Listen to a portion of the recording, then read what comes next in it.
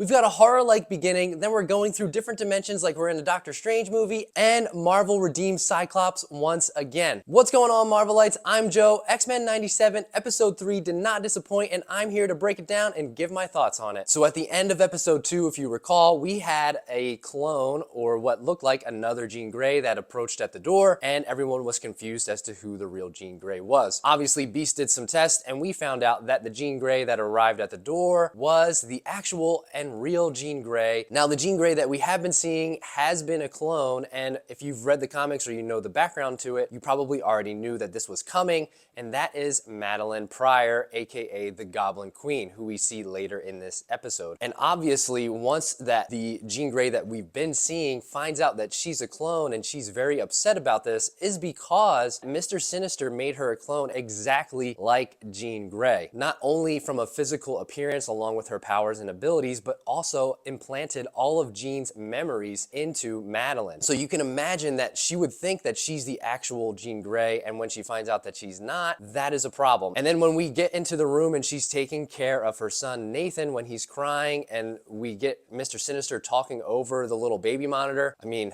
whew.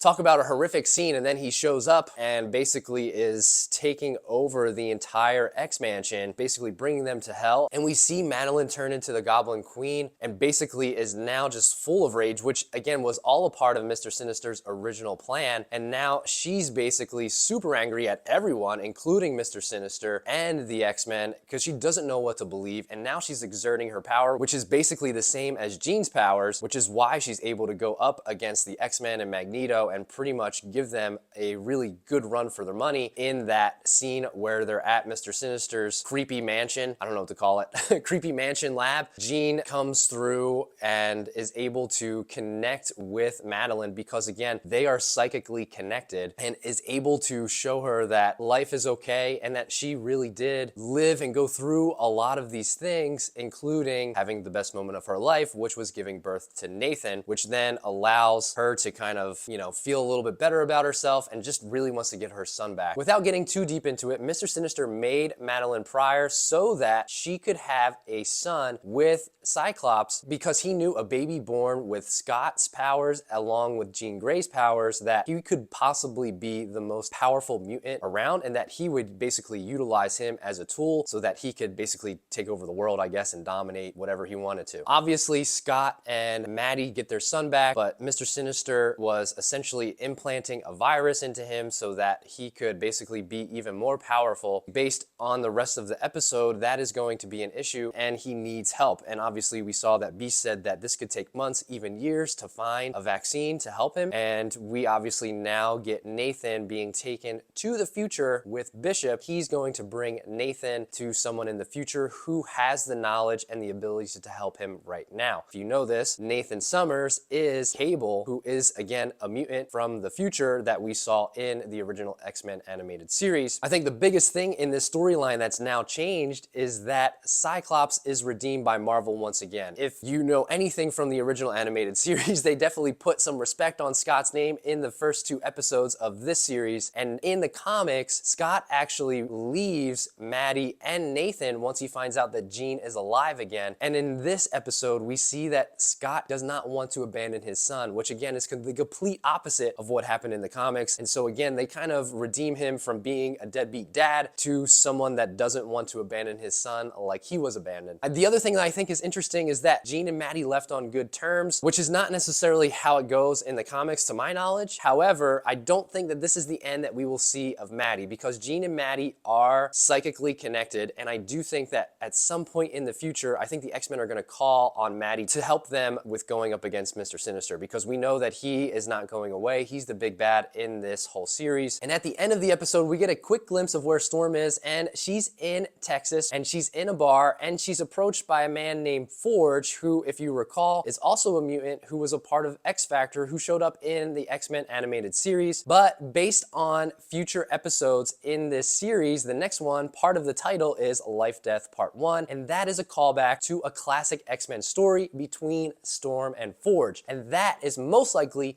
how Storm will get her powers back. To learn more about that, go ahead and check this video out right here. If you've made it this far in the video, I truly appreciate it. If you want more Marvel content just like this, make sure you hit that like and subscribe button down below. And until the next video, Excelsior.